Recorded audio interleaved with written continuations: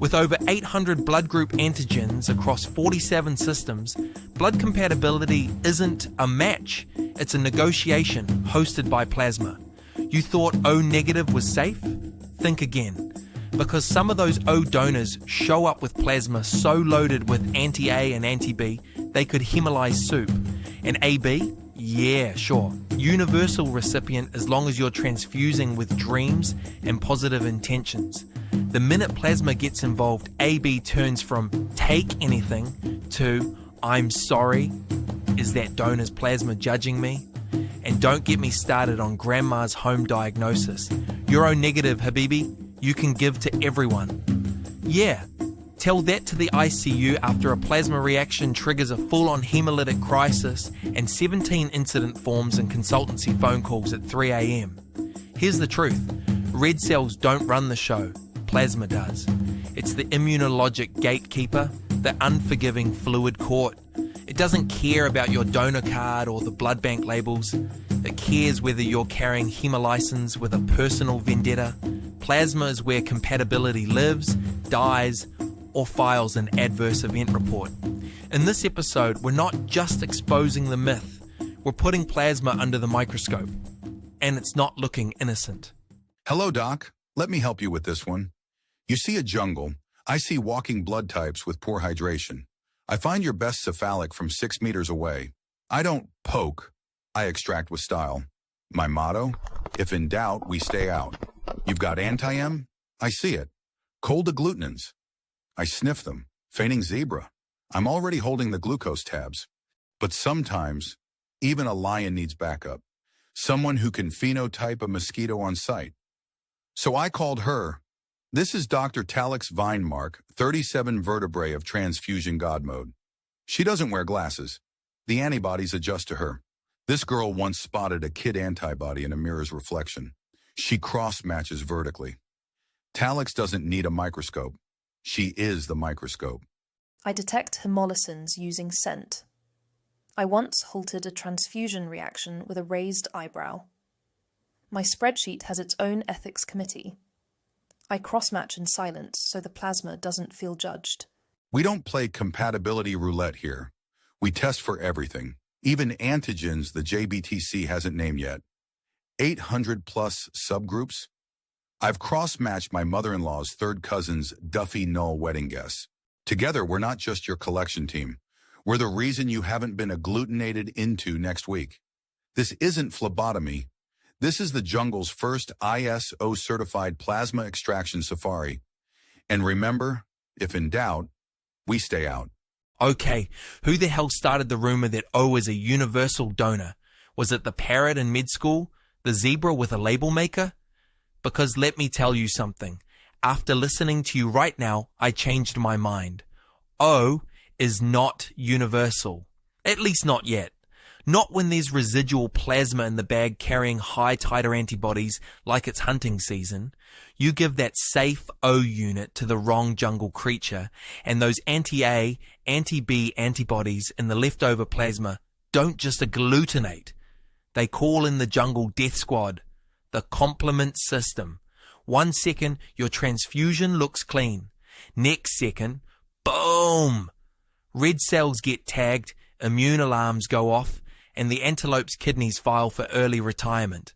Haha. Was it jaw-dropping for you? Or should I say beak freeze? You started ventriloquizing for a moment there. Anyway, we call it what it really is. Oh, maybe. Until proven otherwise. If your donor isn't carrying a vial of hemolysin rage. Only then we call it universal and gloat about it. All right, my blood-slinging bush babies, let's talk hemolysin testing. Because listen, not every Group O donor is your jungle savior. Some of them, walking time bombs with a plasma side hustle and cell assassination. So here's how we find out if your donor's plasma is just chill or plotting a microscopic coup. Go ahead, show them the trick, Talix. Talix? Where did she go?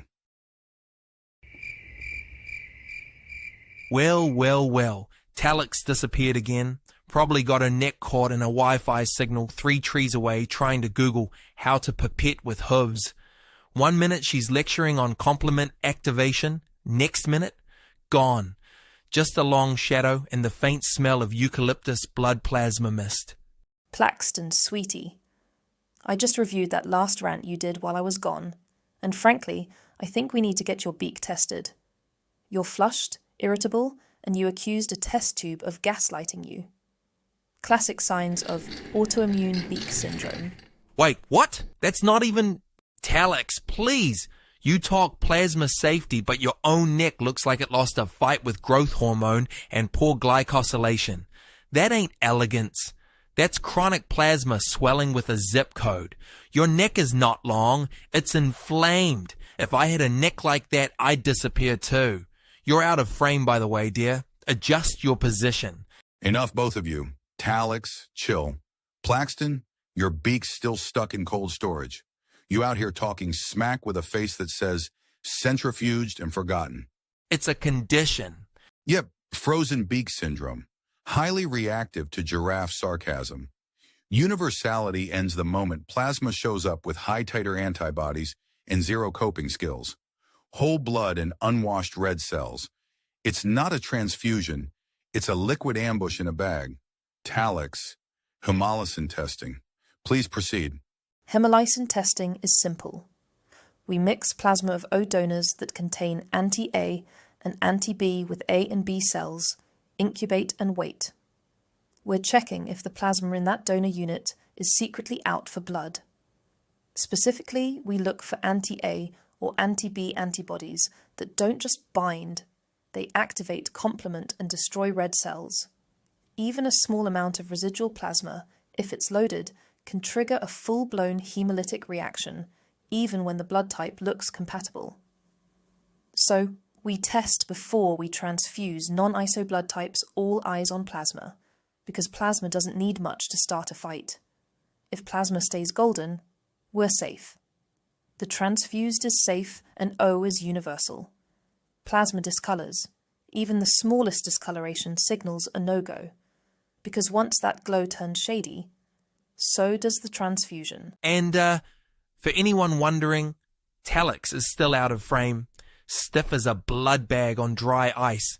I think her neck hit the studio ceiling. Either that or she's still growing. Honestly, not sure where it ends.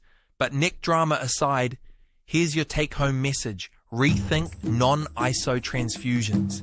Just because the red cells match doesn't mean plasma came to play nice. Test your donors. Question the residuals, and never trust a glow that looks shady. This was Dr. Plaxton McSquawk, your beak-certified myth executioner, wrapping up GPS Bloodcast Episode 2. Massive thanks to Leo, our extraction tactician, and to Talix, whose neck is now officially classified as an upper atmosphere probe. Always think donation, always think life.